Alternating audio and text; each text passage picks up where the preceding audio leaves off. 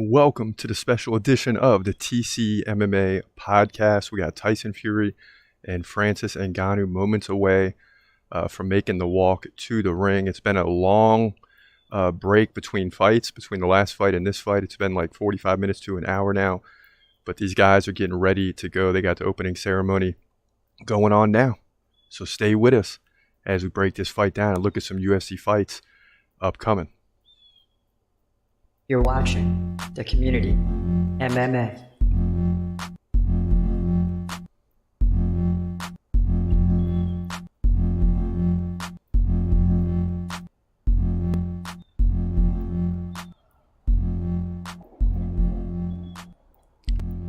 What up? What up? This is your boy Chris Cross checking in. This is the Community MMA, aka the TCMMA podcast. Of course, we got Tyson Fury taking on Francis Ngannou, two of the baddest men on the planet.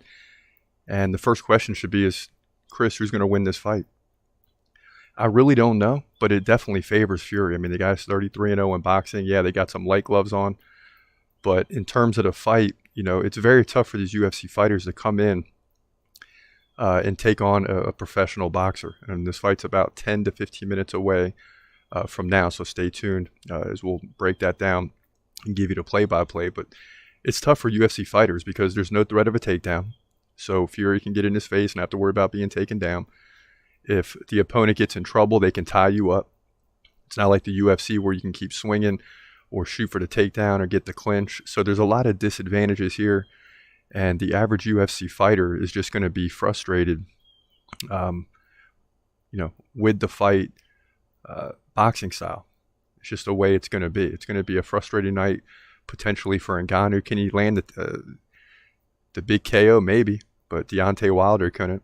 I think Francis Ngannou has a lot more power than him, but Wilder is a professional boxer. So, we'll have to wait and see. But this fight's moments away. Again, it takes forever. I mean, it takes freaking forever. The UFC, I love it. 30 minutes per fight. If the fight takes 20 minutes, the next one's starting in 10. I mean, that's just how it goes. If the fight ends in 5 minutes, the next fight is starting in about 20.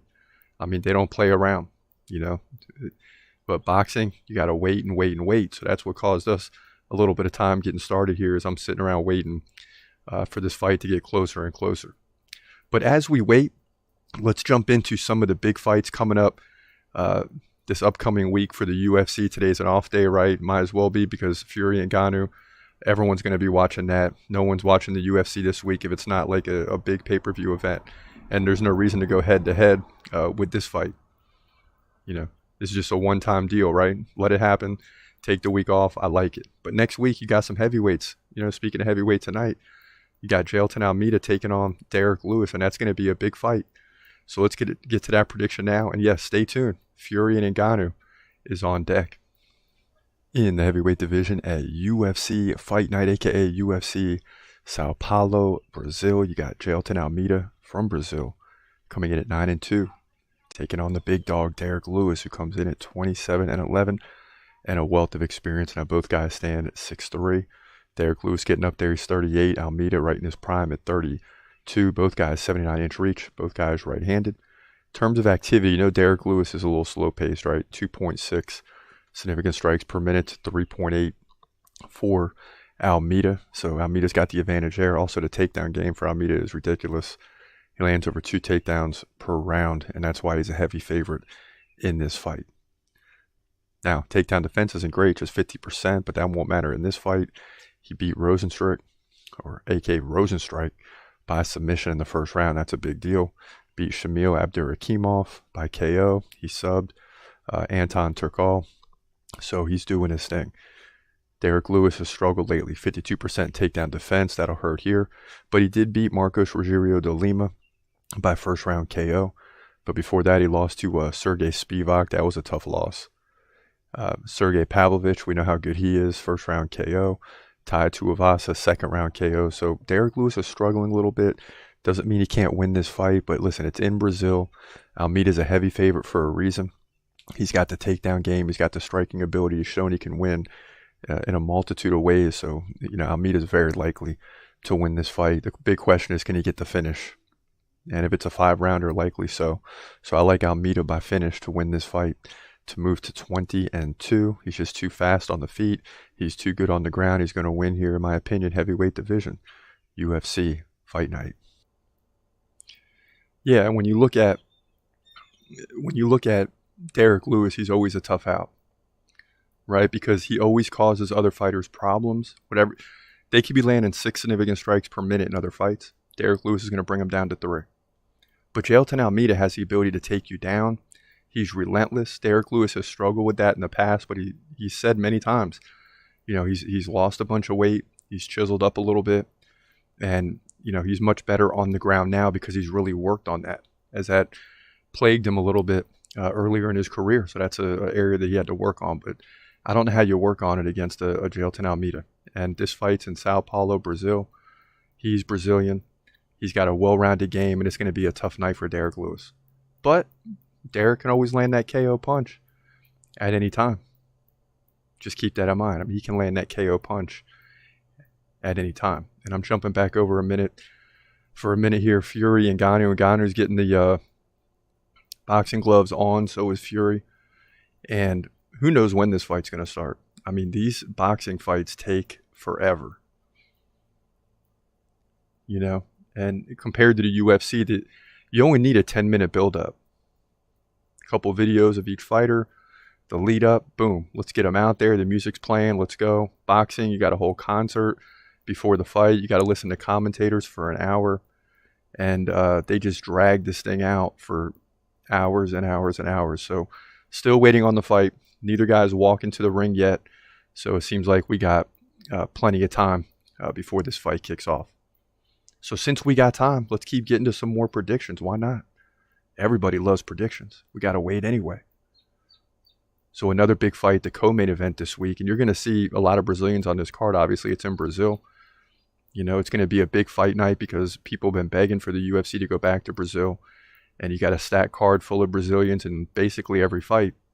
And 2 of those Brazilians are the Bonfim brothers. Gabriel Bonfim and Israel Bonfim. Both are very good.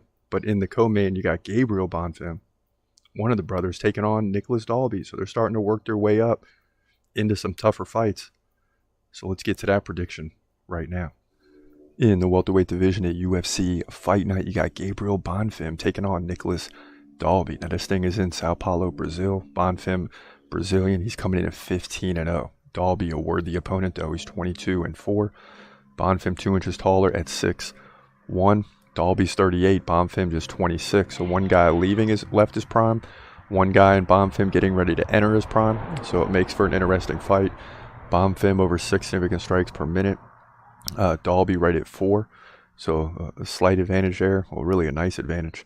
It's like 30 significant strikes difference over the course of the fight for Bonfim. He also lands about a takedown and a half per round. So over the course of the fight, you're looking at 4 takedowns potentially, where Dalby just gets 1 in the course of the fight. Now, Bonfim, 100% takedown defense. That's very helpful. Undefeated in the UFC, right? He's 15-0 overall. Has won all 3 by submission. Over Trevin Giles, Munir Lazez. So he's doing his thing. But again, Dalby's pretty good. 62% takedown defense. That could be a problem. He did beat Muslim Salikov by decision. Won a split decision over Warley Alves. And beat Claudio Silva by decision in his last 3. So he's rolling a little bit. And Dalby is really good, but Bonfim is just better. It's in Brazil. He's Brazilian. It's going to be a big night for the Brazilians. Even in this one, I think Bonfim wins. He's faster on the feet, better on the ground. And with the really good Brazilian fighters, you see that all day, every day. And it's hard to go against them, especially at home. Bonfim wins, in my opinion here, welterweight division, UFC Fight Night. Yeah, so that's how we have that one. We got Bonfim winning that fight. And it should be not an easy win because Dalby is really good. Dalby is a really good fighter. So you can't count him out. Make no mistake about it. But this is a fight that Bonfim has got to win. He's coming in undefeated. He's looking good. And, you keep giving these guys a step up. But at the end of the day, this is a fight that he's got to win. Must win. And then you got Ismail Bonfim fighting as well. So you got both of the guys fighting. Again, it's in Brazil. So what do you expect? You're going to get a lot of Brazilians on this card. So as we wait now, let me check back in. I don't think either fighter is making their way yet. They had a video clip of Mike Tyson up. And now you see Francis Ngannou backstage in the locker room still warming up. I mean, it's just crazy. Now they're saying main event 19 minutes away. So they had the they had the countdown going, and basically it hit 0, and then they reset it to 20 minutes. And this is what I'm saying, man. You're talking like an hour and a half between the co-main event, if you look at it like the UFC, and the main event with Francis Ngannou. So it just gives us some more time. We'll get into some more predictions. Might get into the full main card at UFC Fight Night. Who knows? But let's keep grinding. Here's Ismail Bonfim fighting in the lightweight division against Vince Pichel. In the lightweight division, the best division in the UFC, at UFC Fight Night. This fight goes down in Sao Paulo, Brazil. You got Brazilian Ismail Bonfim coming in at 19-4, taking on Vince Pichel, who comes in at 14-3. So you got Brazilian versus American in this one. Pichel 2 inches taller at 5'10". He's 40 though. Bonfim entering his prime at 27 years old. Both guys 72-inch reach. Both guys fight right-handed. In terms of activity, that's Bonfim. Nearly 5 significant strikes per minute to 3.6 for Pichel. But takedowns go to Pichel. 3 takedowns over 3 rounds, or 1 per round. Bonfim's lucky to get 1 over the course of a fight. Ismail Bonfim, 81% takedown defense. That's helpful. Lost to Benoit Saint Denis by submission though. But he did beat Terrence McKinney by KO and won at the Contender Series against Abasov by decision. Vince Pichel, 23% takedown defense. That's not helpful. Lost to Marco Madsen by decision, but beat Austin Hubbard. Jim Miller, that's a big one. And Roosevelt Roberts, 3 big ones really, all by decision. So he's 3-1 in the last 4. This is going to be a very interesting fight, but the Bonfim brothers, this is big for Brazil, both fighting in Brazil. You got to believe Bonfim with the 19 wins is going to get a win here. But lightweight division, you never know. Very difficult to predict winners.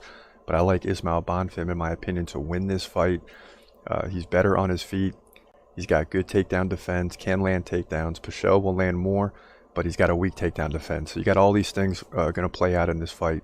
But I like Bonfim to win, in my opinion, to move to 20-4, likely by decision. Lightweight division, very fast-paced fight coming. UFC Fight Night. Yeah, so a Fight Night this Saturday. We got both Bonfim brothers winning, both Brazilian, both fighting in Brazil. We're leaning heavily towards the Brazilian fighters this week. I mean, it's in Brazil, right? The Brazilian fighters are going to step up in this one for the most part. I don't know about all the other fights, but so far, we picked all 3 Brazilian fighters to win. I mean, that just seems likely. Now, special broadcast, right? Because we got Tyson Fury versus Francis Ngannou. I think the clock is down to 15 again. It went from 53 minutes down to 0. This is how long we're waiting. 53 minutes down to 0. Then they reset it for 22 minutes. So you're looking at, I don't know, man, nearly an hour and a half for this fight to start. But nonetheless, it gives us time to get into some other stuff. So let's keep rocking with the predictions. Stay tuned. I mean, Fury and Ngannou are going to fight at some point tonight. We might be here for 5 hours, but they are going to fight. So let's get into another prediction from UFC Brazil, a.k.a. UFC Sao Paulo, a.k.a. UFC Fight Night. Check it out. In the middleweight division at UFC Fight Night, this fight goes down in Sao Paulo, Brazil. That's important because Kai Barajo takes on Abu Magomedov. Barajo, the Brazilian, 14-1. Magomedov, lots of experience. He's 25-5. Magomedov, 4 inches taller at 6'2", compared to the 5'10" Barajo. He's 33. Kyle Barajo, 30. So they're both in their prime. Magomedov, 3-inch reach advantage. He fights right-handed. Barajo fights left-handed. Now, Magomedov has a lot of activity. Very fast. 5.6 significant strikes per minute to 2.6 for Barajo. So he doubles them up there. But in terms of the takedown game, that's Kyle Barajo, 2.6 over the course of 3 rounds. And that equates to what, about 1 per round. Magomedov is getting one every other round. So takedown defense will be important, right? 57% for Barajo. Magomedov hasn't had to defend him just yet. Barajo's winning though. 6 straight wins. Last one, Mikhail Alexichuk. Submission, second round. He beat Mahmoud Muradov and Armen Petrosyan by decision. Also Omar Gassiev by decision. So he's rolling, man. Magomedov lost his last fight to who? Sean Strickland by second round KO. But Sean Strickland's the current champ, right? Before that, he beat Stoltzfus by first round KO. So there's a lot to learn about Magomedov. Kyle Barajo is really good. But I think Magomedov is slightly better here. He got a big opportunity against Strickland. That experience is going to pay off here. He's going to win 2 out of 3 rounds and win by decision, by defending the takedowns, keeping it on the feet. That's where it's going to be important. If you can't defend the takedowns, my prediction's wrong. But Magomedov defends the takedowns and easily outstrikes Barajo to win 2 out of 3 rounds here to get the win to move to 26-5 middleweight division, UFC fight night. Yeah, so that's not one the Brazilians are going to win this Saturday night at UFC fight night. UFC Sao Paulo, UFC Brazil, whatever you want to call it. Abu Magomedov is for real. He is for real. And he's going to come in there and likely get the finish over Barajo, who's really a good fighter too. If it goes to a decision, it's going to be an absolute battle. So as we continue with this special broadcast, Fury and Ngannou, let me peek in. I mean, every time I peek in, they reset the clock. I mean, forget the clock. Just let's get to the fight, man. And we're still seeing videos of Ngannou and Fury, which we've been seeing now for about an hour. You had one clip of Tyson, showed some clips of people inside the arena, like Evander Holyfield's there. You got, obviously, Mike Tyson will be walking out with Francis Ngannou. That's going to be a big deal. We're seeing some clips of the Tyson-Fury win over Deontay Wilder. So you got all that. What, the guy's 33-0? Something like that. 30-something-0. And if Ngannou goes in there and beats him and he's not really a boxer, you know, Fury's going to be able to tie him up. He's going to be able to just make Ngannou frustrated throughout the fight. And eventually will probably break him down, you know, much like Conor McGregor got broken down. But everybody's on their feet right now. You see all the pictures of the fans. Everybody's on their feet. They really drag this thing out in boxing. I mean, you know, they make it like you need an hour to build the momentum to the fight, and you don't. People are leaving their seats, running to the restroom, going to get something to eat. People are coming back in now, and you see everyone in the arena just talking and hanging out. I mean, it's been over an hour since there's been any fights, and that's one thing I can't stand about boxing. For, you know, it is what it is. I just can't. It makes me crazy when you have to sit around and wait like this, because I'm used to the UFC now. We have to wait all this time just... Oh, a big right hand! Just for a big finish. You know, the dogs were out here with me earlier. They're fired up. You know, they're ready to go. And then I tell my fiance, I said, no UFC this weekend. We got the weekend off, and now I'm out here doing a fight. So we'll see if I get in any trouble for that. Christopher, then you know what? Then maybe that you've got a problem because... Yeah, that's what it is. You know, I'm doing so many videos, I take heat, man. Told I got a problem. I'm addicted to videos. It is what it is, man. You've got a problem because you've got a problem because you've got a problem because... Yeah. But here I am, trying to entertain you, trying to have some fun. I just want to watch the fight, though. You know, and at the end of the day, she's cool with it. She's cool with it. She don't give me too much of a hard time, but every now and then, you know, a woman gets upset on a Saturday night. You're sitting out here doing videos. Look, if you come out here right now, it looks like I'm talking to myself.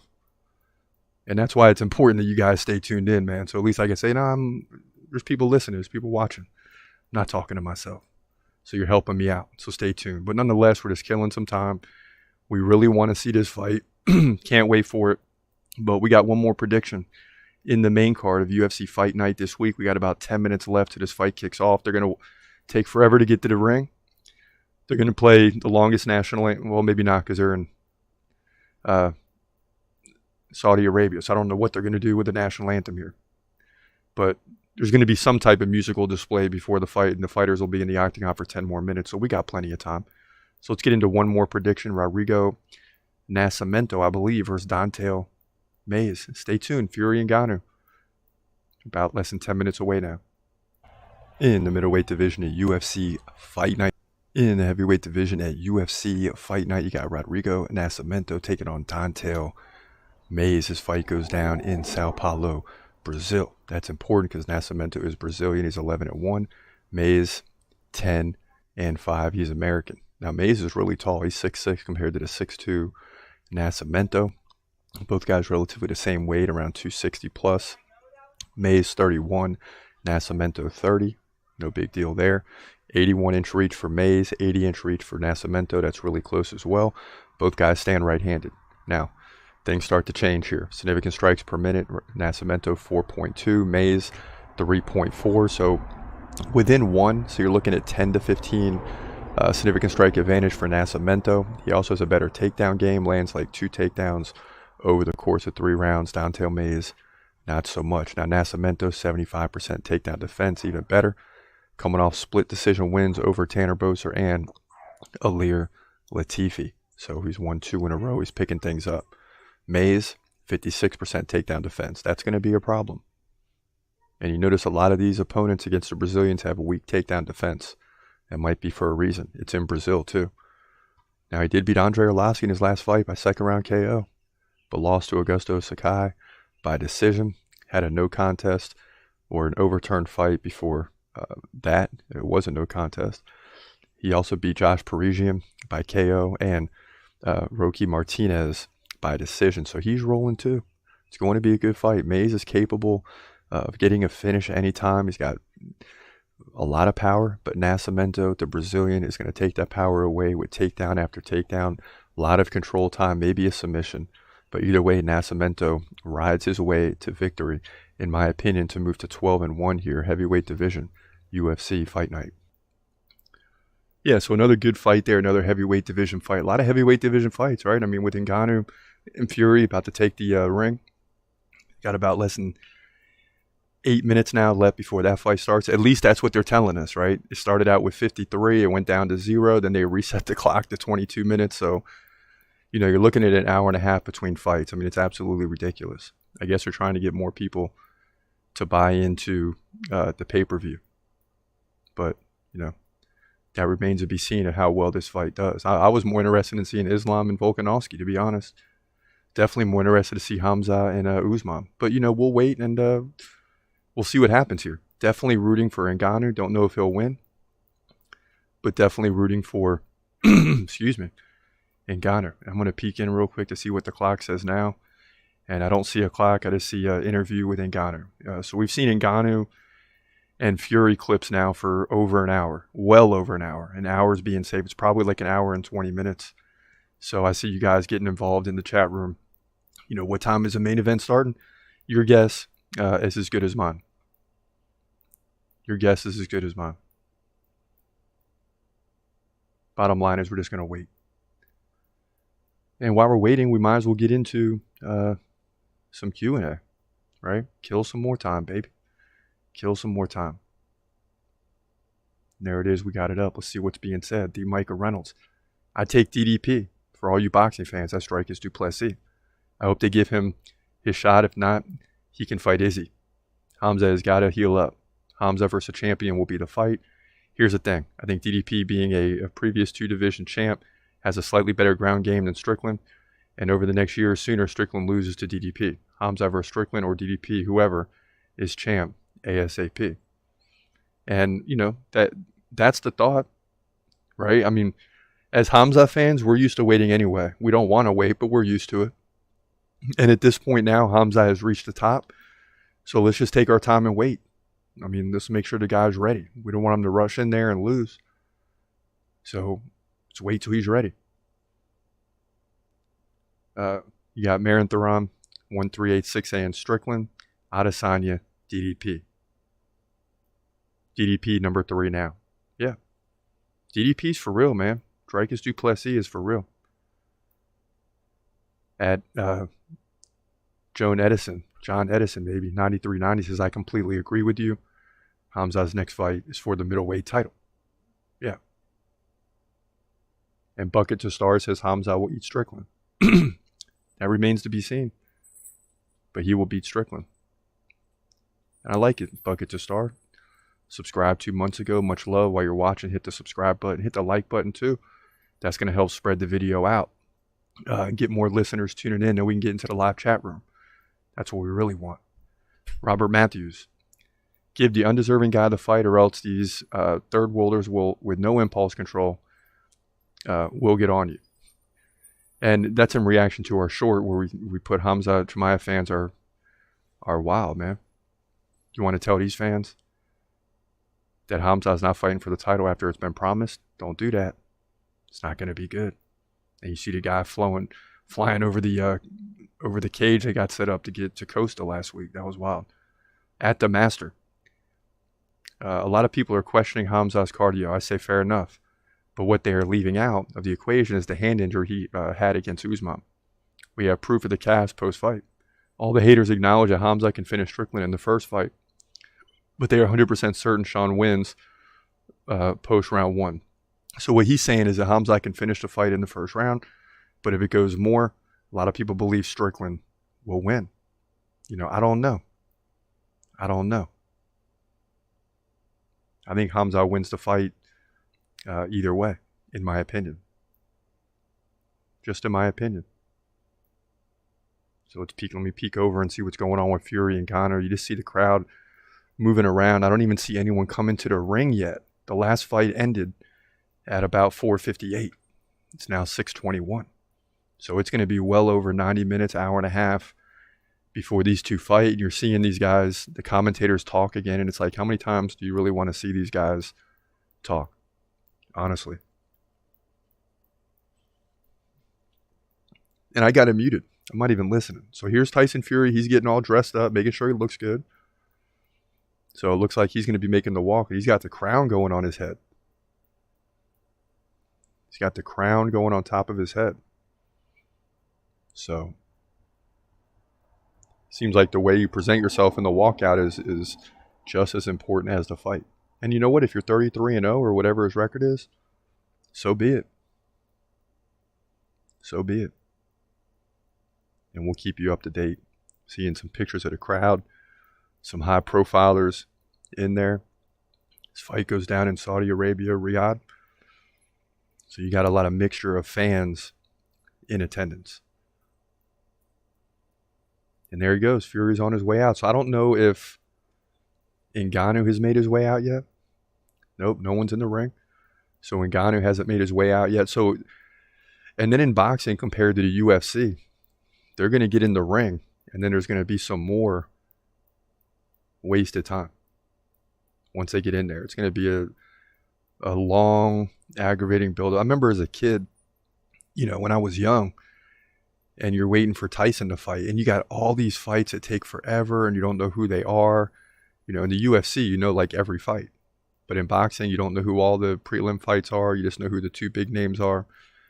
You're waiting through all these fights, and then those fights end, and then you got another hour before the big main event. And it's like, I remember as a kid, I just couldn't stay awake. I would always get awakened when the fight starts, and then I'm drowsy, I'm tired, and this is like reliving that once again. But I do really want to see the fight, and I'm not a kid anymore, so I'm going to hang out and wait with all y'all. See how this fight transpires. It's anyone's guess, but, I will be led to believe that Fury is going to win this fight. And is that ICE or IE? Says Fury will be KO'd. Fury will be KO'd. And we'll see. I just, it's possible. If I'm Ngannou, I'm just coming out and going for it. I'm not trying to get into a marathon with Fury because Fury's going to win that marathon. If I'm Ngannou, I'm coming out like you did against Rosenstrike in 22 seconds. I'm coming out swinging. And, the difference between boxing and MMA is that Fury can then tie him up, right?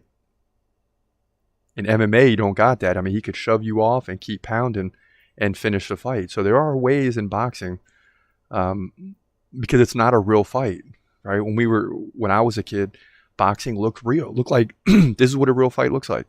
Then you saw UFC come out and it's like, okay. A guy could tie you up. If you're getting beat down, you could tie the guy up take them down, and next thing you know, you're back in it. But not in boxing. They can tie you up. And the first time the ref comes in and stops the fight and breaks them up, it's no longer a real fight. That's what we know now that we didn't know when UFC wasn't around. The moment the referee comes in and breaks it up, it's not a real fight. And here we go, I guess. You got the announcer in the ring. You got the lights out. Everyone's got the cell phones out. You got the lights working around the arena. I mean, they are really doing a big thing for this fight. You see all the flags waving, and who knows exactly how long this is going to take.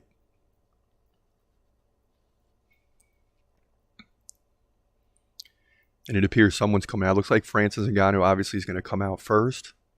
So he'll be the first one into the ring.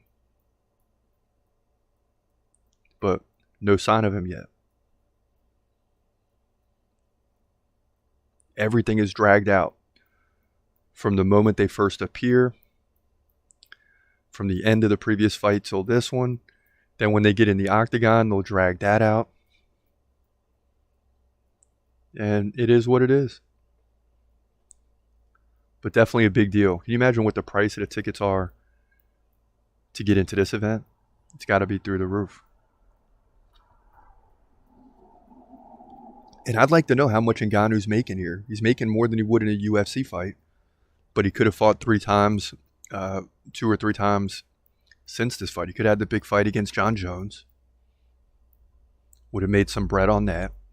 Could have had another fight since then against a Sergey Pavlovich or whoever. If he beats John Jones, then, you know, it just gets better after that. But instead, he takes this route. He's going to make a nice chunk of change. Make no mistake about it.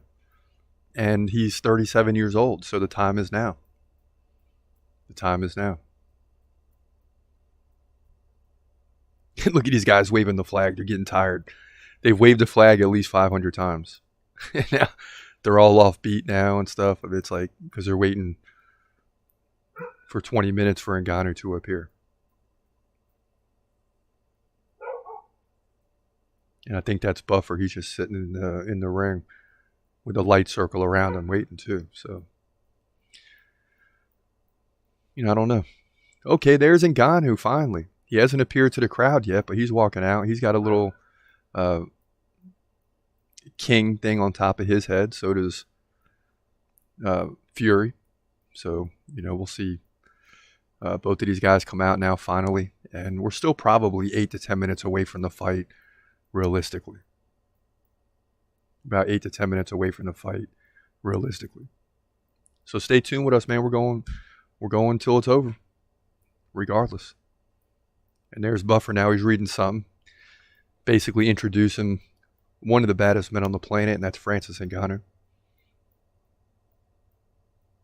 And it can't be said enough. Ngannou is the baddest man on the planet in a real fight. Okay? And I know that may make y'all feel some type of way. Ngannou's the baddest dude on the planet in a real fight. Like, if 2 guys meet on the street and they get into it, that's more like what you see in the UFC. Fury's the baddest man on the planet in boxing. This is a boxing fight, not a UFC, not a real fight. So you got to keep that in mind. And this is why it's always tricky when these UFC fighters come in and take these fights. And to me, really, you know, say what you want, but McGregor was one of the best guys to make the transfer and try it out. He's one of the, you know, he got finished, but he looked more like a real boxer in that fight.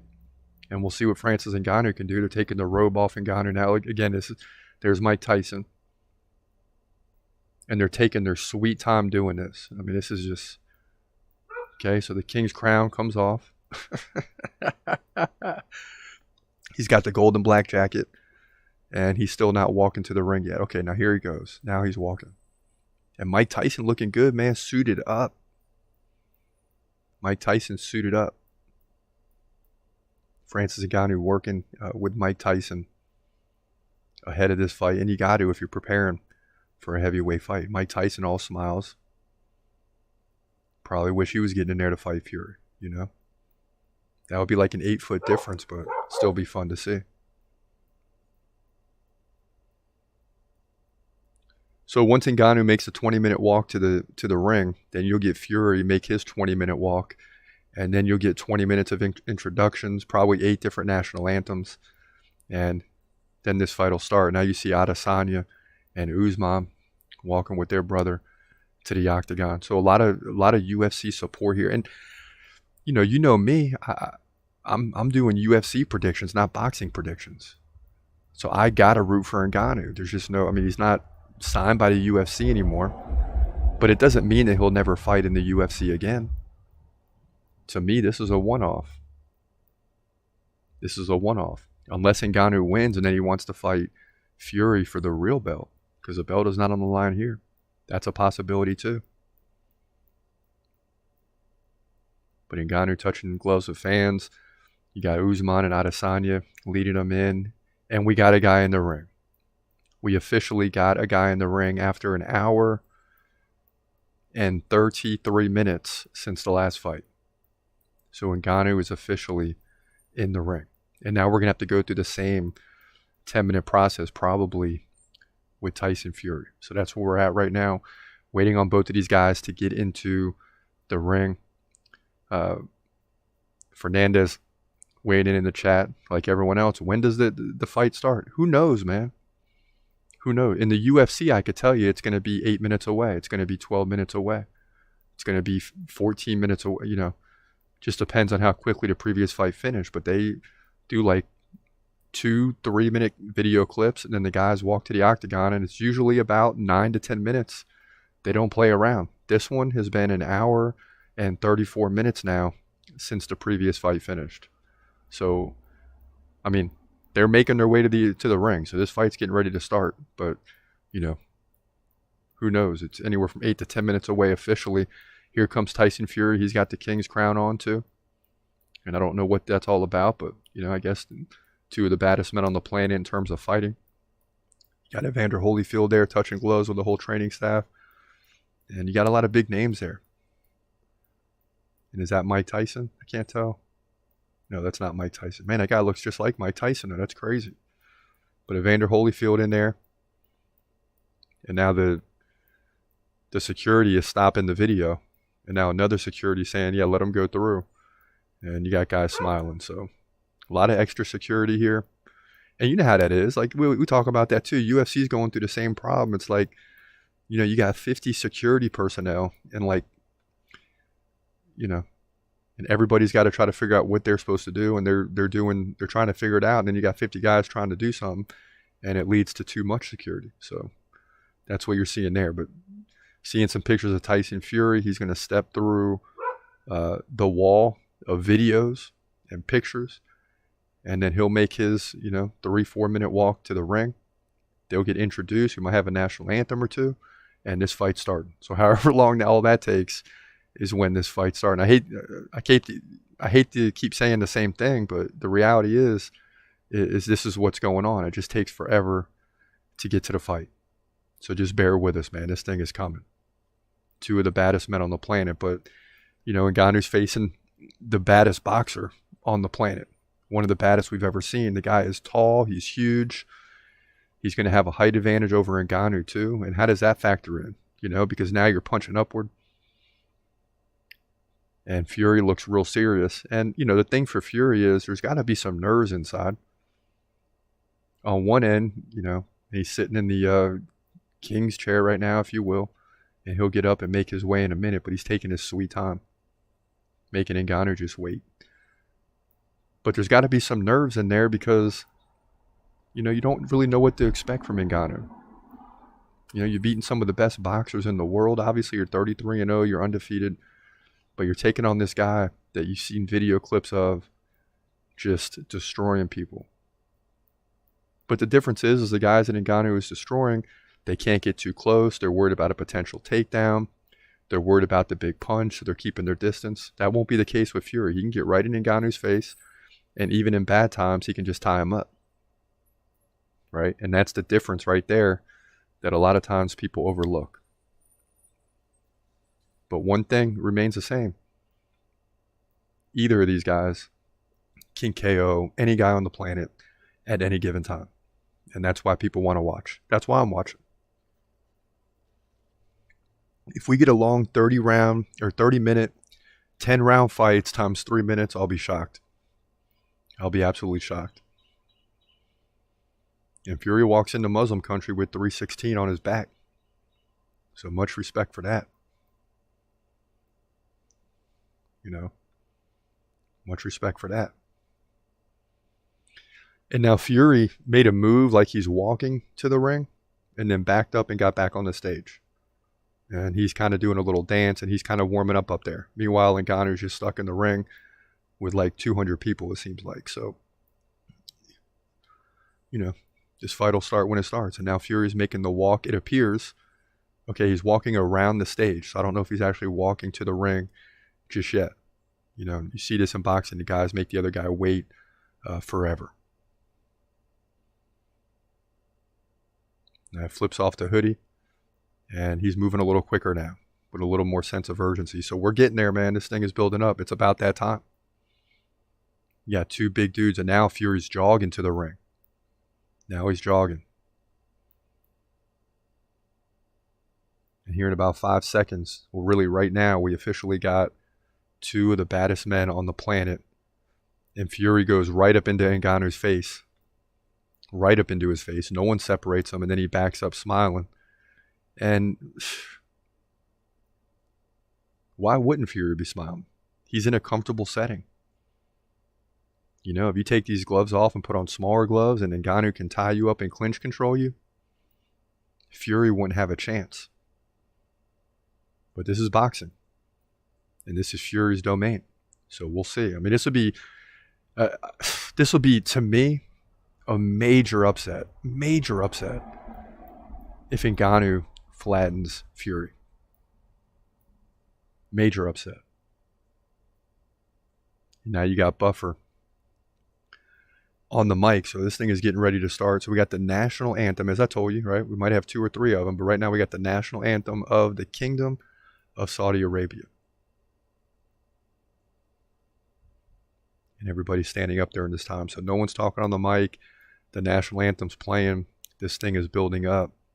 And we're going to have a big-time fight on our hands. Big-time fight. And as the chat room starts to heat up, Cherie Plunkett says, what time does it start, please? I'd say we're about 4 to 5 minutes away from start time right now.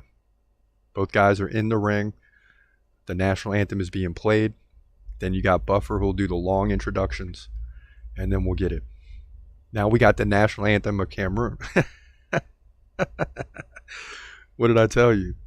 We're going to have 3 or 4 national anthems. So you got the national anthem of the Kingdom of Saudi Arabia first, which was pretty quick, I might add. And now you got the national anthem of Cameroon for Francis Ngannou. And then you'll have the national anthem of Tyson Fury. And then after all that, you have the introductions, and it's fight time. So, you know. And again, the last fight ended at 4:58 p.m.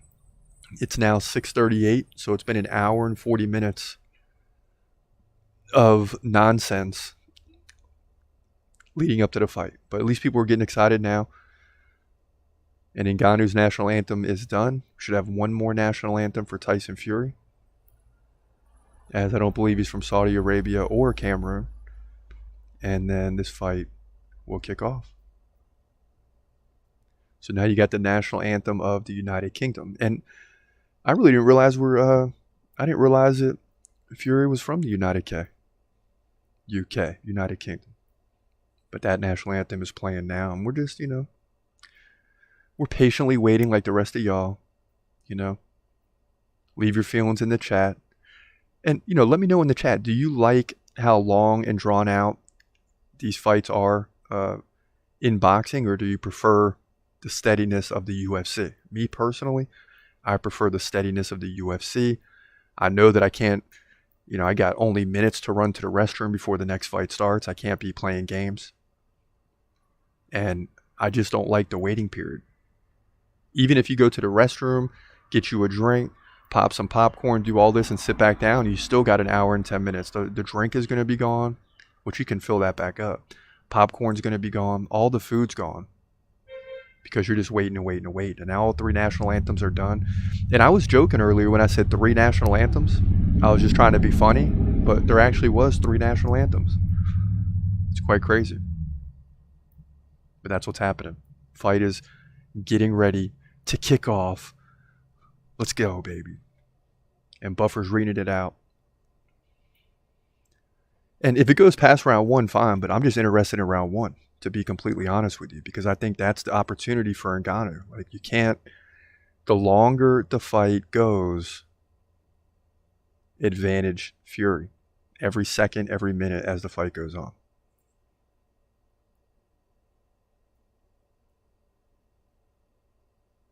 And that's why you see guys in the UFC, they start getting hit, man, they crumple up because there's no ref coming in to stop it. You can't tie the guy up because he's just going to drive you back into the fence, get a hand release and start pounding away again, or worse, take you down and ground and pound.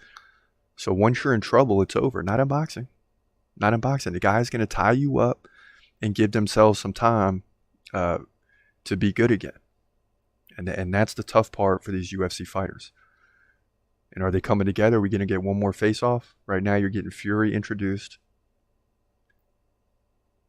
And you're seeing the 3 judges scoring this. I mean, these guys got well over 140 fights apiece in terms of judging. Hopefully they're not even needed. You're getting a look at the referee. Tyson Fury waving his hands in the air. And Buffer is still talking. Buffer's still talking.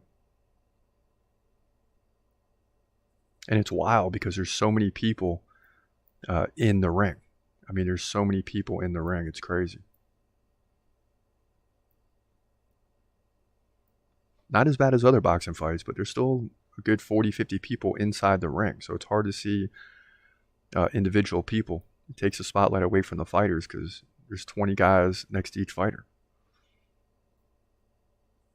And there's Francis Ngannou, 17-3 in MMA, 12 KOs, see 4 subs. People forget that about Ngannou, right? That's why this is a tough situation. He's 37 years old.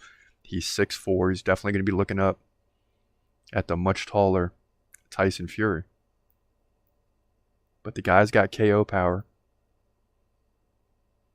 If this was an MMA style fight and you factor in the submission ability and the ground and pound, Fury has no chance. And then many people would say in this setting, Francis Ngannou has no chance. So now Francis Ngannou is getting officially introduced. So he's done. Now it's over to Tyson Fury. Got like 3 belts in the background, holding those things up. He's 35. He's getting up there too. He's 6'9". That's crazy. 33-0. He does have 1 draw in there. 24 KOs. Unbelievable. WBC and lineal heavyweight champ. And don't even know what that means because in boxing, we all know there's like 10 belts in every weight class. Makes it even more confusing. Another reason I always advocate for the UFC to remain dominant in MMA so we don't have to have cross-promotional fights to see who's the best. We're in the glory days of MMA right now. Boxing's glory days are gone because it fragmented into 10 different promotions. Maybe 4 or 5, but it feels like 10. Getting shots at a crowd. And we're getting closer. Okay, both guys coming in for the face-off. Man, here we go, man.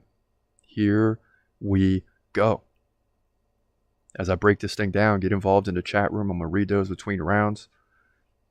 We don't need to cover the stats quite as much as we would in an MMA fight when it's only 3 rounds and those stats are going to be important. This is going to be either a quick finish or a more drawn-out process leading to a Fury win. And guys are leaving the ring. I mean, it's getting ready to go, baby. It's getting ready to go. 2 of the baddest men on the planet. And Ngannou looks nervous. In a good way. Like, he's ready, but he looks nervous. And he looks bigger and more cut than ever. And you see, oh, here we go. Ooh, a big right already by Fury. And this thing is on and popping, baby. It's on and popping. Hit the like button throughout the fight. Leave us a chat in the chat room or a comment, whatever is your pleasure. But like this video, we got to get more people tuned in as this fight ramps up. Because you know everybody's searching right now. And a big right by Tyson Fury. Boy, Ngannou looks like he's fighting a mountain. And that left hook and left jab for Fury is going to be important. I mean, he's already landing a good amount. Oh, and a big right by Ngannou. And Fury did not like that. He didn't like that at all.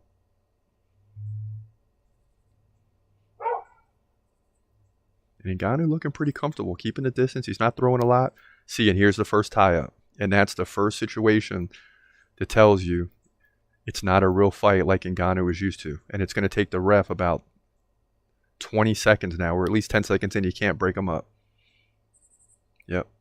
And that's the game that Fury's going to play. And now Fury's already being warned. As we're well past a minute into this fight. And Ngannou's being very patient. I like to see that on some level. I want to see him get a big finish right early, but you also can't get caught settling in for too long. And we saw already during the first tie-up, Fury held forever. 15, 20 seconds hold time. And that's just, you know, that's how you frustrate Ngannou. But Ngannou's definitely backing up Fury at times. And Fury did not like that big right hand earlier.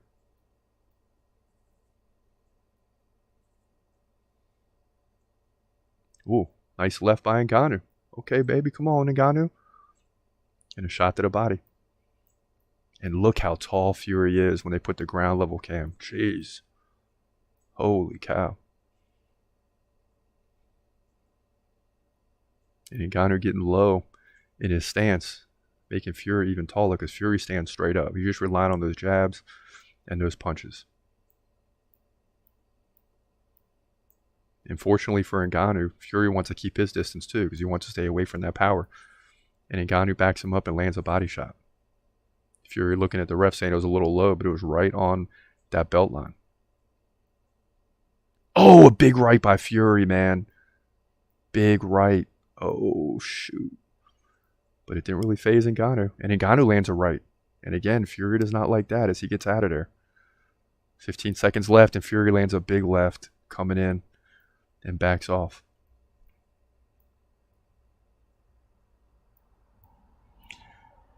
And see, these MMA style fighters, they get caught and they get lulled in, right?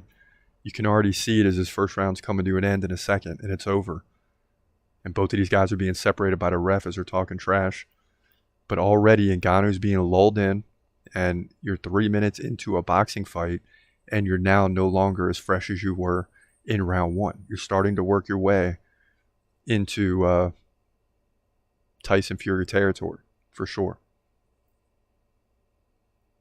And it's just a different style. I mean, it's totally different than a fight you would see Ngannou in the UFC. And that's why he's at such a disadvantage. You can't make the comparison. I mean, there's jabbing going on. Luckily, there was only one tie-up. But Fury's going to come in with those big jabs and land those. And eventually we'll see if he can break down Francis Ngannou. But Ngannou didn't look bad in round one. But it was just round one. And we're getting some replays here. Boom. Boom. Nice combination by Fury. Then Ngannou comes over the top with a left. And there you see from a different angle. As we get some slow motion clips. And these guys are getting ready to go. So quick turnaround between rounds. I like that. I like that a lot. And that clock's already running. 15 seconds gone before the ref lets him start. And here we go. So Fury's landed 11. Ngannou 6. Fury much higher percentage, 44% to 26%. So all that stuff's important as time goes on. So both guys equally active though. They're both throwing about the same amount. Fury landing more because it's his territory, is much more comfortable in this setting.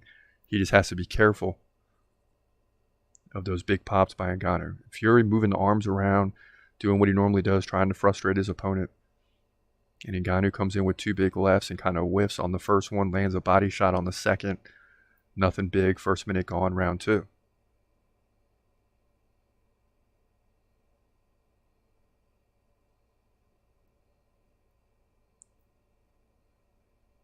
And as these guys both get into their groove here, ooh, nice left by Ngannou. He's got him backed up into the corner. See, in a UFC setting, he's done. He's done. Ngannou, yep. And Ngannou grabbing at the head and punching, and Fury's getting pissed. The ref didn't stop it, though, or say anything. That's good news for Ngannou. He's going to let him go a little bit here.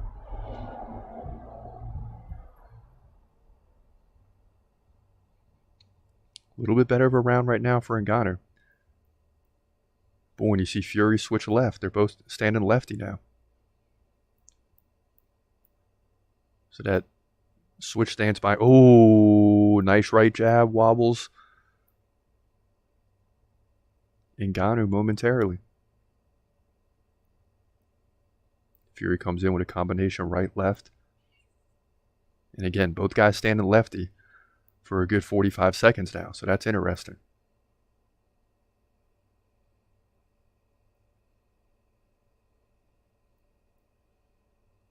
And it seemed like the lefty approach from Ngannou was frustrating Fury, and Ngannou ties up. So he's learning a little bit about how to do it. Now he ties up Fury, and Fury shoves him off. Ref separates him, and here we go. 30 seconds left in round 2.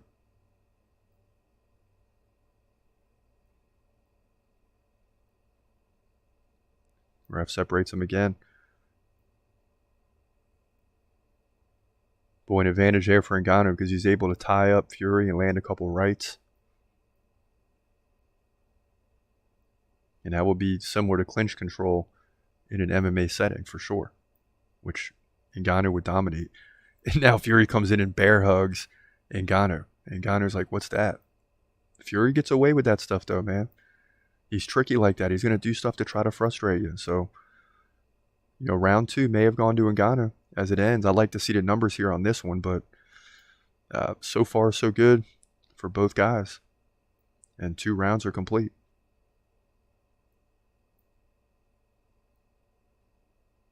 And I'm looking at the breathing of both guys. Fury looks fresh. Ngannou don't look bad, but he's certainly breathing a little bit harder than Fury. But this is Fury's domain. He's used to going later into fights if he needs to. He's used to the pace of this, you know. Ngannou at most is going 5 rounds. 5 minutes, that's 25 minutes. But it's just different. It's just different.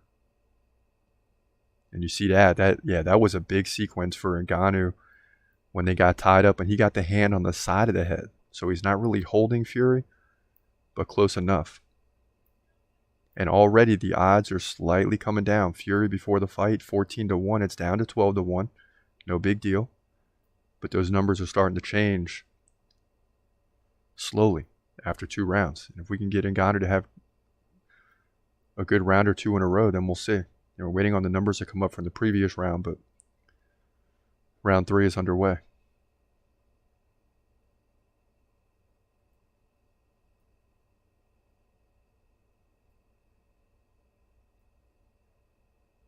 And I'd say most of the world is watching this fight right now. How can you miss it? You know? Of course, I want to see Colorado play here at 7:30, but this fight will be over by then, so that's good news. Ooh, big left and right. So in other words, you got a lot of people tuning in right now. Put college football on pause. Stay with us. Oh, a big left by Ngannou. Let's go, baby. Come on. Come on, man. I'd say over the last 4 minutes, Ngannou's looked pretty darn good. Now Ngannou lands a double left jab. 2 in a row. Now Fury grabbing at the nose. So I think Ngannou really bothered him with that last sequence. Yeah, he's grabbing at it 3 or 4 times now, and again.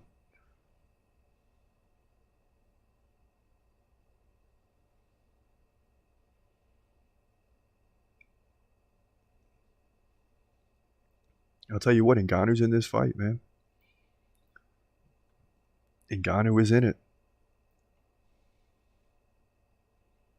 You know, I thought the longer it go, the worse it'd be for Ngannou, but not yet. I mean, we're only around 3. But not yet, because Ngannou's being very patient. I said before the fight, I want to see him come in and try to get a KO in the first round, but then if you don't get it, then you're in trouble. And Ngannou instead is trying to break down Fury slowly.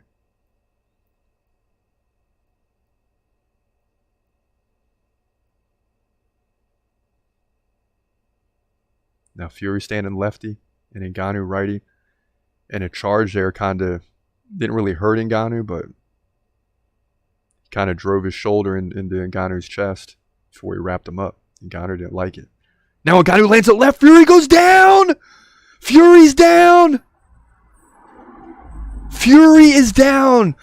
Oh my gosh, he's back up, but oh my goodness. 7th time being knocked down in his career. And he's getting a standing 8 count. Ooh, wait. And here we go. If you're Ngannou, turn it up right now. And Ngannou goes back to the body. He's trying to get those hands down. Fury dancing around trying to get the legs back. But oh my goodness. Francis Ngannou dropped Fury with a left. And that's the end of round number 3.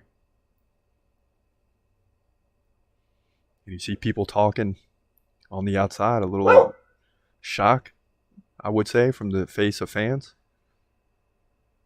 And I'm sure we're going to see this replay any second now, but Fury went down in a hurry, man. Here we go. Boom. Woo! Ooh. Bing. Right on the top of the head. And that's because Fury lowered his head. Fury was in there close, landing some shots. And Fury looks up at Ngannou and he's like, whoa. Boom. Yeah, that was a big one. That was a big one. And Ngannou just, see, and then you, again, in an MMA setting, that fight is over. This is what I learned from my childhood. Boxing is not a real fight. Because right when he knocks him down, the fight is over. But here we go. We got round 4. And we'll see if Fury can get his legs back. It looks pretty good right now. And in the last round, Ngannou landed 7. Fury landed 1. So that tells you Fury's not coming in quite as much. And Ngannou looking more and more comfortable.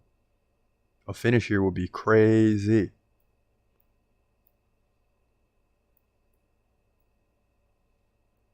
Fury still grabbing at the nose, but I can't tell if that's just, I think he does that anyway. But and Fury now really trying to keep his distance, utilize that jab. But over the last 6 to 7 minutes, Fury's had a hard time landing anything. And that's because he's starting to recognize the power, and he lands a big left there on Ngannou. And Ngannou didn't like that, and he comes in and lands 2 left jabs. And Fury now throwing the arms wildly, trying to get Ngannou off balance. He's switching back and forth between lefty and righty. Now he's at lefty. And he comes in, and they're clinched up.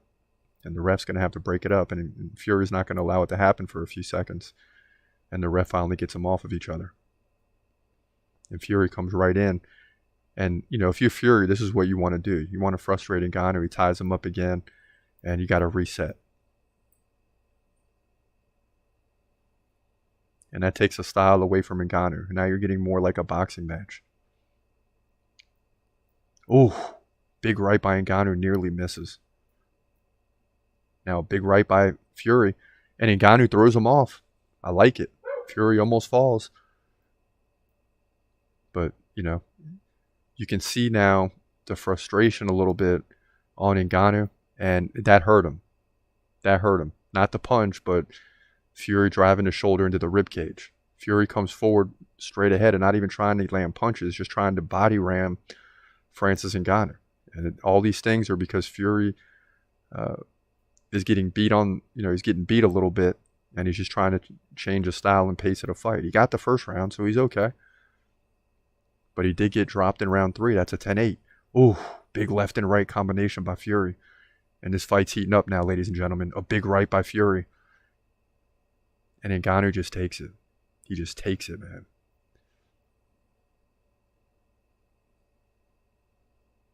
And now it's as if Ngannou has just made Fury mad. Like you see a different look on Fury's face now. It's like he gets more mad as the fight goes on. And he's zoned in right now. And if you're Ngannou, you can't let that affect you. That's a mental thing. Got to continue going at Fury. And Fury's starting to turn the corner now. Where Ngannou was kind of dominating for the first few minutes, now it's Fury. And that's going to bring us to the end of the 4th round. So, man, oh man, this fight is going a much different way than I thought it would. Please believe it. Please believe it. Glad I tuned in now. Glad I tuned in. So I'd say right now it's 2 rounds to 2, but advantage Ngannou because he did get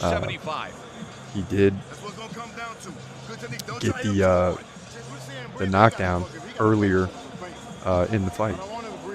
So advantage Ngannou, at least for now. At least for now, advantage Ngannou. And that's hard to believe, man. So you see the corner talking to Fury, trying to give him some words of encouragement, trying to game plan for how you're going to, go at Francis Ngannou. You can see both guys with some punches taken on their face, especially. But Ngannou looks pretty fresh going into round number 5. You get through this round, we're at the halfway mark, and both guys landed big. Now Ngannou leads 27-25 in total punches. So Fury's landed only 11 punches in the last 3 rounds. I mean, neither fighter really landing a lot. And that shows you that both guys respect the power. But that's still an advantage for Ngannou. Why? Because he's in the fight. This is Fury's domain. He lands another right. Ngannou continues coming forward, and they both smile and touch gloves. 2:15 left, round 5. My goodness. It's one thing if Ngannou and they tie up now here again in round 5, but it's one thing if Ngannou comes in and drops Fury in round 1. It's just like, okay, he's powerful, but he's actually boxing. He's actually in it. We're in round 5. And if he breaks down Fury and finishes him that way, that would be even crazier than a quick knockout, because it just shows the versatility of Francis Ngannou. And if he does this, he'll become the baddest man on the planet, because it's one of the first UFC fighters to really switch over and give boxing an attempt, face the best guy in the world, and look pretty darn good doing it. And keep in mind, there is no decision if it's split. If one judge gives it a draw, the fight's a draw. If 2 judges are on the opposite side, one Fury, one Ngannou, then it's either a no decision or a draw. It's got to be unanimous for one fighter to win. So that's something they agreed on going into the fight. There is no split decision, if I'm not mistaken. And Fury ties up Ngannou once again here under a minute, round 5.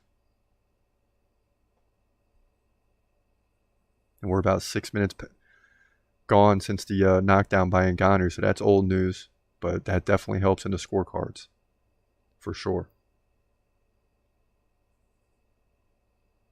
That's the thing in boxing. It don't have to be a dominant round, but you knock a guy down, it's 10-8. Ooh, and a big right by Fury. But Ngannou backs him off with a left and a right. And I'm really just surprised by the ability of Ngannou. I mean, looks like a boxer. Doesn't have the leg movement and all that. But when Fury comes in and lands, Ngannou counterpunches really well. And the power of Ngannou, and it's not decreasing. Trust me when I tell you, the power of Ngannou is not decreasing. Is certainly noticeable and frustrating. Tyson Fury as round 5 comes to an end. And that round could go either way. So this fight is very close. It could be one-sided, but watching it, it's very close. You see Mike Tyson sitting next to Eminem. Okay. So total punches, 31% landed for Ngannou, 28% for Fury. Remember after the first round, Tyson Fury was 44%. Now he's all the way down to 28%. And that just goes to show you that he's having a hard time with Francis Ngannou. He's having a hard time. He's looking a little better in the last round or two, but certainly having a hard time. As I peek into the chat, Dylan Jackson says, are we going to get actual footage or just talking live? Oh, you're just going to get the commentating. Not trying to violate copyright and all that. You know? Can't do that. Trying to keep the channel alive, man. We done built this thing. We're not going to ruin it in a day. You feel me? 2:55 left, round 6 underway. As we flip back, get involved in the chat. Hey, super chats are welcome too, man. We're out here working hard for you. We're out here working hard, giving you the play-by-play. And we will read those super chats if you get involved. So first 20 seconds gone, no contact yet. And we're more than halfway through the fight now. And Ngannou lands a nice right on Fury.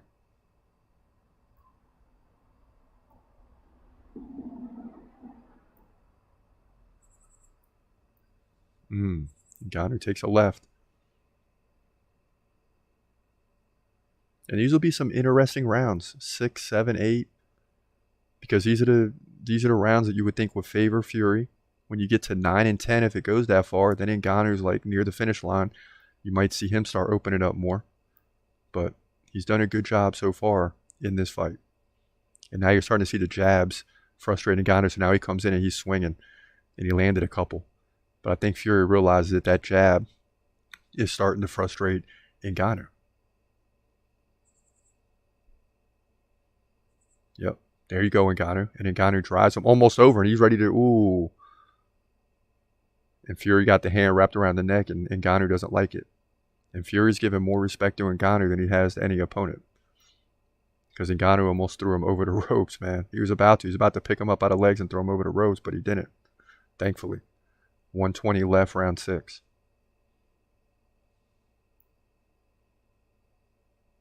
And look at the faces of the people watching this fight, man. They're tuned in. Totally engaged. Don't turn your head on this one. Now we're down to the final minute of round 6. And Ngannou lands another left. But Fury's landing lefts too. I mean, they're both landing jabs. Both standing right-handed. We've seen them stand opposite stance. We've seen them both switch to lefty at times. But now they're both getting back into their comfort zone here as this fight gets later and later. And now Ngannou ties up Fury, and they'll separate.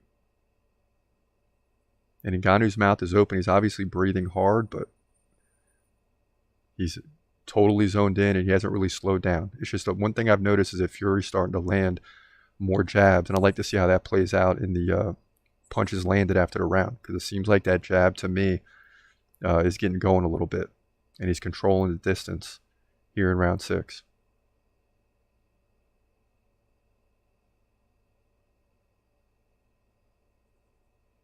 And even if you're Ngannou and you go to a decision and lose it, you still knock down Fury, you look really good, and you're legitimate. That's the bottom line. Right now, he's past the point of being legitimate. At worst, he's got to go the distance. And Ngannou looks tired. You know, he's into deep waters now in terms of time. Breathing really hard, mouth wide open. And that's why I say around, and we said earlier, if it goes later, it favors Fury. The later it goes minute by minute, especially after round, 3, 4, 5, it really favors Fury because Ngannou's breathing hard. But the one advantage for Ngannou too is it's not 5-minute rounds. It's just 3. So when you do get tired, the bell's going to ring pretty quickly. So, Ngannou's probably feeling like the bell is ringing quickly, right? So now it's time to exert yourself a little bit, but you still got 4 rounds left. So you can't open up yet. You still got 12 good minutes of fighting left. And as we see more pictures from the crowds, not a lot of smiles. Everyone looking right into the octagon and trying to take this in because you're seeing 2 of the baddest men on the planet. Oh!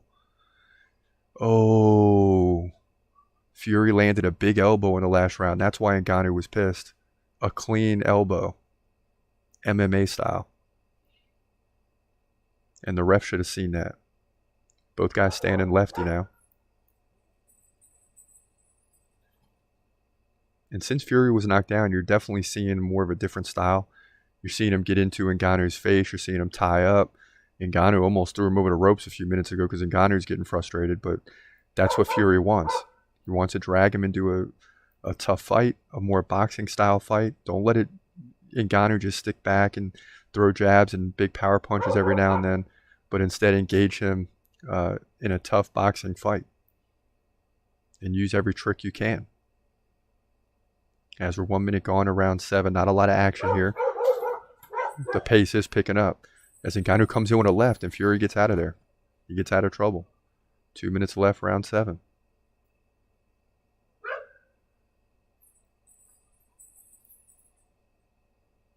Both guys breathing harder now. Fury looking more comfortable though. Still bouncing around, moving the head, trying to keep it off the center line. And Ngannou throws a big left to the body. Fury saw it coming though and backed off. And that's one thing that has frustrated Fury is the power. You know, the what if factor. You know, especially after you get knocked down. Fury tries to tie up Ngannou and Ngannou lands some rights and shoves him off. 120 left in round 7.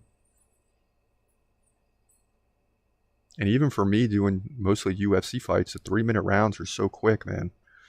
It's over and you're like, whoa. We're used to that 5 minutes. Ooh, and Fury comes in. And Ngannou almost puts him in her rear. And Fury falls down and now he's going to get back up. And that's cool, man. If you're Ngannou, you got to play the game with Fury a little bit. So Fury goes down and he's got to do a lunge to get back up. But he's back up. 50 seconds left. Good thing is, clock never stops running. And I think as you now get into round 8 and then especially round 9, if it keeps going, Ngannou's going to start to feel better and better. You're going to really start to see him open up. And that's not good for Fury. And then you're going to see Fury try to tie up. So if you're Ngannou, man, you start building a momentum now. Especially at the beginning of round 8. And you really roll off of that and just open up. Because you know the fight's nearing an end one way or the other. 15 seconds left, round 7. And you heard that right. Round 7, Fury versus Ngannou. It's real. Boom, big left by Ngannou. Okay, here at the end of round 7. And that'll do it.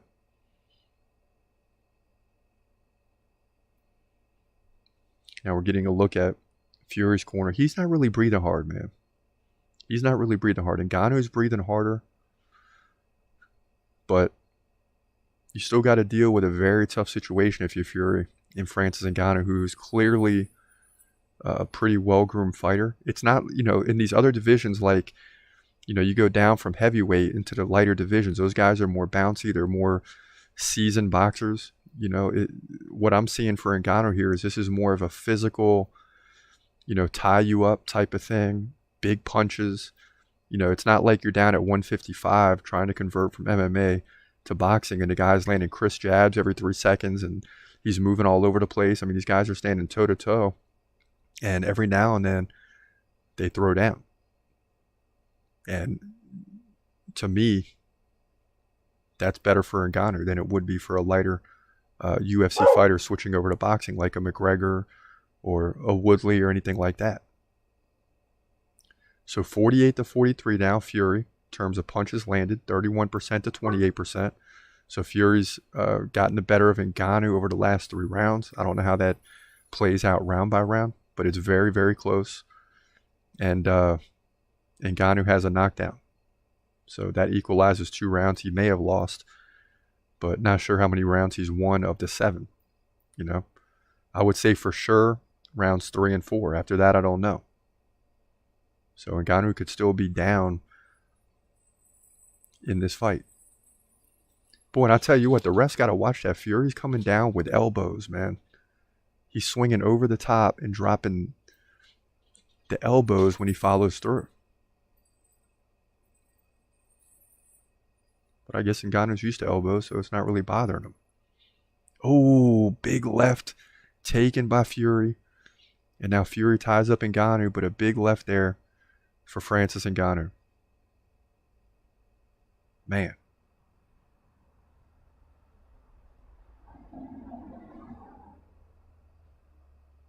Oh.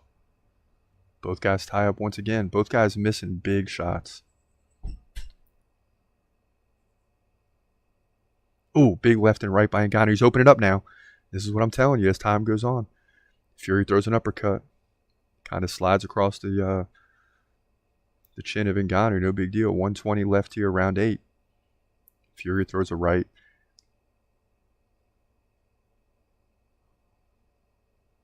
Boy, and Fury's getting tired here.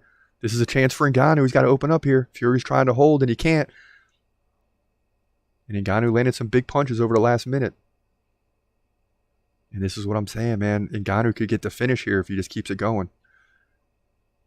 Yep. Now Fury's putting the head down. And Fury's starting to get tired. Can't really tell in his breathing, but in terms of the power from Ngannou, what he's landing. Okay, Ngannou, you're making me a believer, baby. Come on, man. Come on.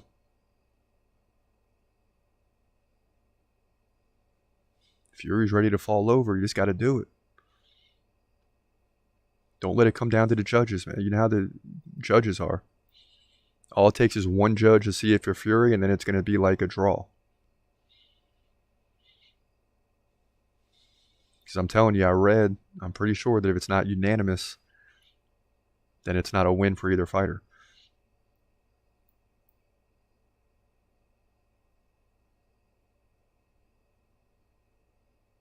Boy, Ngannou ties up Fury, and they separate. And I believe that's going to do it for round 8. And Fury kind of looking at his corner with a little frustration. And, I don't know how this fight's going to play. I'm telling you like this. The fight is close, and Ngannou has a knockdown. There might be 4 or 5 rounds where Fury, threw 1 or 2 more punches and maybe got the round, but the rounds are so close, every round, that it's hard to say. There's also a lot of missed punches, right? I mean, they're both landing like at 30%. So they're throwing like 150 and landing 50. You just see the replay, and Ngannou's doing a good job of covering up. And boy, when he hits Fury, Fury's eyes pop out like, whoa, even on the jabs. So he don't want any part of that. Yeah. As you see the replays now in different angles. When he hits Fury with that left, Fury's eyes pop open. And we're getting ready to go into rounds 9 and 10. Man, I'm amped up now. I'm excited about this. Ngannou's got a real shot here. Ngannou's got a real shot to win this fight. Come on, baby. Come on, Ngannou. You got to open up now. Round 9. This is like one round in the UFC. You just got to open up. It's like round 5. 6 minutes, 5 minutes, same difference. And here we go. And Ngannou lands a left to start. Fury's still moving around, though. But I think that's more because he knows he have to. Fury landing those jabs again. Come on, Ngannou. Now it's not the time to box anymore. Now it's time to go Predator style. Like, back up the nickname, baby. Come on. Forget all the jab in and all that. You got to go now. Okay, there it is. Nice right. And then he drives Fury back up into the ring, and the ref separates him. But Ngannou finally charged Fury one time like Fury's done to him 5 or 6 times. And when I say charge, I mean when they meet, it's like a football play. I mean, they're ramming into each other. 150 left, 450 left in the fight. Man. Go ahead, Ngannou. Major props. Major props for Francis Ngannou.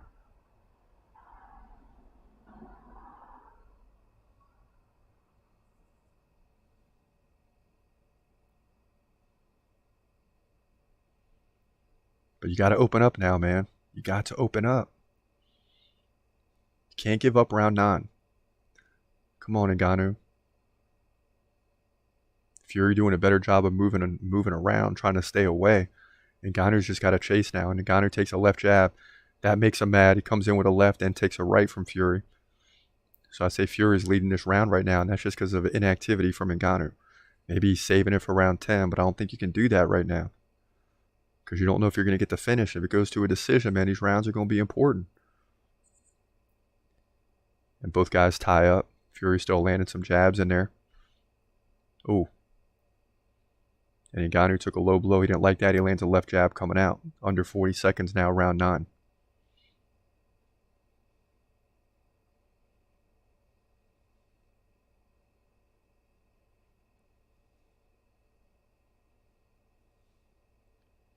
Come on, Ngannou, pick it up, man. Did too much to sit here and just walk around the ring right now. And Fury's likely going to win this round. And I have no idea. Even if I was scoring it, it would just be really a guess.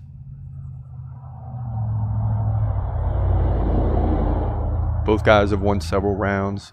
There's 5 or 6 rounds that are just too close to call. And the bell rings, and we'll get one final round. And I'm sure the crowd will be on their feet when the bell rings for round 10. I'm in utter amazement, though. I'm in utter amazement watching what Francis Ngannou is doing right now. I just cannot believe it. Like, I thought if it goes to round 10, you start to see Fury dominate this fight. That's not what's happened.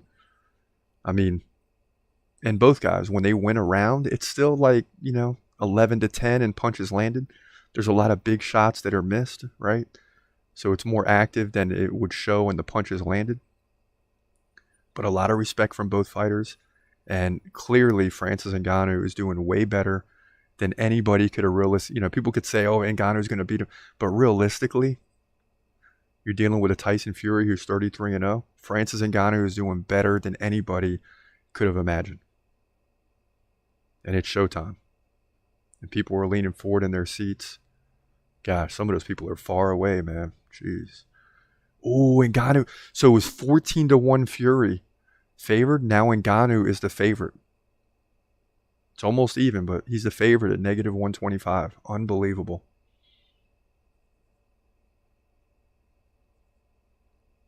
So a lot of in-fight activity going on in that realm. Round 10's underway, 240 left. And, you really want to see Ngannou pick it up here. He can't afford to lose rounds 9 and 10 just barely. That's going to cost him the fight, I'm telling you.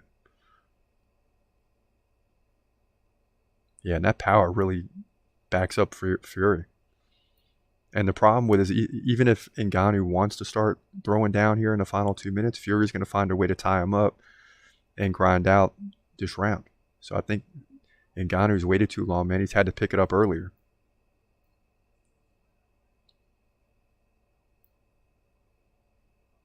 Come on, Ngannou. Under 2 minutes now, final round. Under 2 minutes in the fight.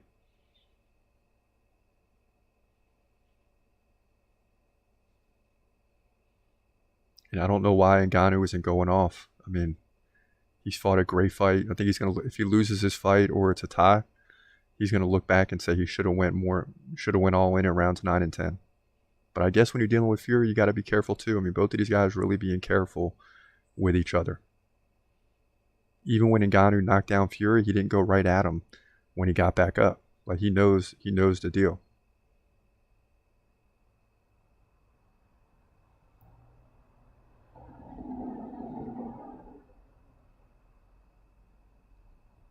Boy, Ngannou coming in. 110 left. Here we go. We're approaching the final minute of this fight. Ooh, and a big left by Ngannou.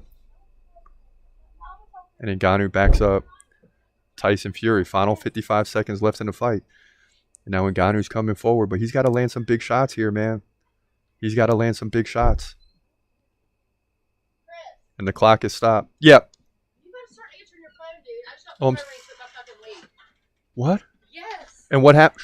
What happened? You took my fucking weed. And Wow. I'm trying to get a hold of you. All right. But you've got to be more fucking available. The phone didn't even ring. I'm just begging All right. to talk for my life. Oh, God. I'm about to come in. There's 20 seconds left in this fight. I'm coming in.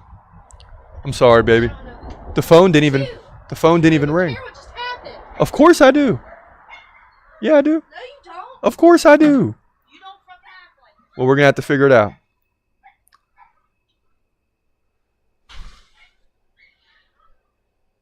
And this fight's coming to an end, man. Really didn't miss much here. I mean, and both guys touch gloves, and that's it. And we're going to get a final decision. Now I got to kick this volume up so I can hear how it's going to go down, because to me, I don't know, man. It's close. But the knockdown, you would think would give him a chance, but you're also dealing with Fury, who knows how to win rounds. Unbelievable. Unbelievable. A lot of props are going to be given here to Francis Ngannou. A lot of props. A lot of props. Francis Ngannou going the distance with one of the best boxers in the world. And I can't wait for this decision. And they're lifting up Ngannou in the air right now. He believes he won. I think he won the fight too. I mean, honestly, I think he won the fight too. But who knows? We'll have to wait and see. You know? Never trust the judges. Ever. Never trust the judges. But Ngannou, everyone, he's getting hugs from everybody. Like, they think he won the fight. They think he won the fight. And guess what? For the fight to shift in terms of, again, when people are putting money on stuff, that's the real stuff, right? And for the odds to go from 14-1 all the way the other way to Ngannou being like nearly a 2-1 favorite at the end of the fight, that tells you the people that are throwing money into this fight are believing that Ngannou won. So that's more than just the average fan, because when you start putting money on stuff, you really got to believe what you're saying. It's easy just to say stuff, but when you put money on it, you got to really believe it. And Ngannou's pumping his fist at it. He thinks he won. I mean, I just never know with these judges. And the fact is, if you get one judge that gives it to Fury, I'm 99% sure neither fighter wins. It's got to be unanimous. You can't even have one with a draw. Like, if you have two judges go one way and one is a draw, it's not unanimous. It's not a victory. And I don't know why they made it that way, but that's the way that they made it. And both Usman and Adesanya are bowing to Ngannou, as they should. I mean, unbelievable. Unbelievable. And we're seeing this again with Fury getting knocked down. And maybe, you know, if you're Ngannou and you know, okay, I just knocked him down, like, maybe you do got to play it a little safe, because now, you know, you can't get knocked down and equalize the fight. You know, if you get a knockdown, you're likely going to win the fight. So maybe that's why he did it like that. But I just hope that rounds 9 and 10 didn't cost him. Wow. And look at the fans jumping up, pumping their fists when Ngannou got the knockdown. Wow. That was way back in round 3. And you see a lot of respect from both guys. And then multiple people lifting up. I mean, how do you lift up Ngannou? That guy's freaking huge. 270 pounds. Like, it's one thing to deadlift 270. It's another thing to pick up a human being that's 270. Especially when he's like 6'4". You can't really get down too far. He's already above you, you know? But Adesanya and Usman talking to Ngannou. And let's go. Let's get to the decision, man. Let's wrap this thing up. I want to know the verdict. Wow. Stay with us, man. We're getting ready to get the decision right now. We're getting ready to get the final verdict. And I hope that they don't take this from Ngannou. I just hope they don't take it from him. Here we go. Oh my gosh. Oh my gosh. Here we go.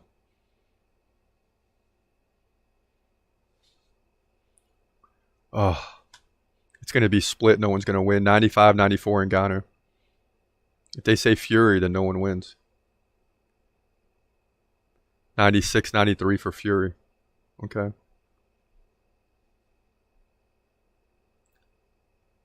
95-94. Winner by split decision. Okay. Wow, they gave it to Fury.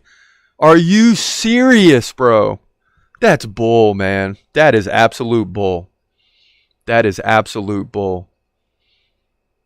And Ngannou's still smiling, but he can't really believe it. And everyone knows he came in and fought the baddest dude on the planet really well, but he's not going to get the victory. Wow. Wow. There's going to be... Listen, there's going to be a lot of people that weigh in on this. A lot of people that weigh in on this, man. I don't know. I don't know, man. I don't know. And Tyson Fury gets this by 1 point. 1 point. Unbelievable. But listen, that's going to be a wrap here, man. We got through it. We did it. And what a fight it was. But for now, this your boy Chris Cross. Have a great day. And God bless. As always, peace.